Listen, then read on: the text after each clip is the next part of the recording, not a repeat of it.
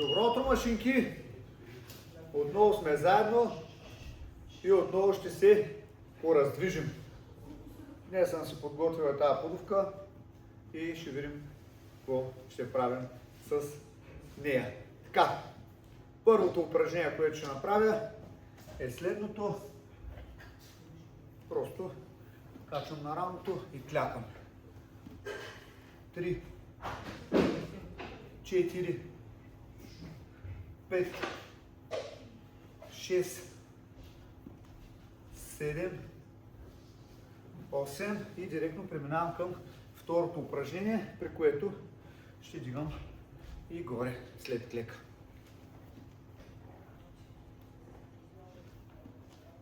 3, 4, 5, 6, 7,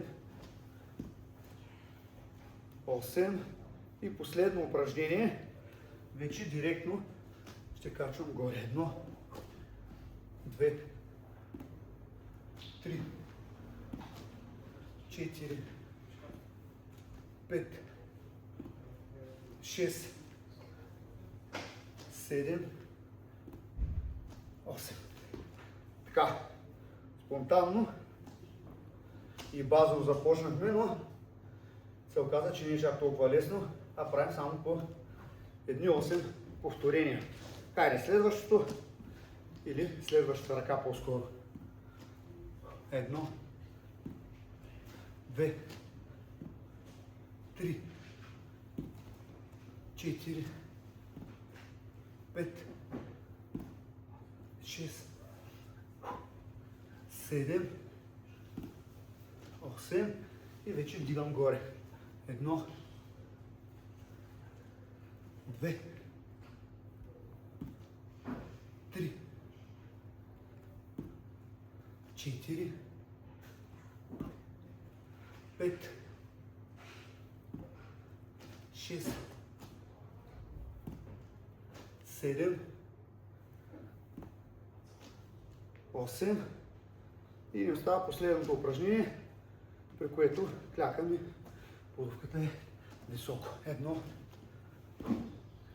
2, 3, 4, 5, 6,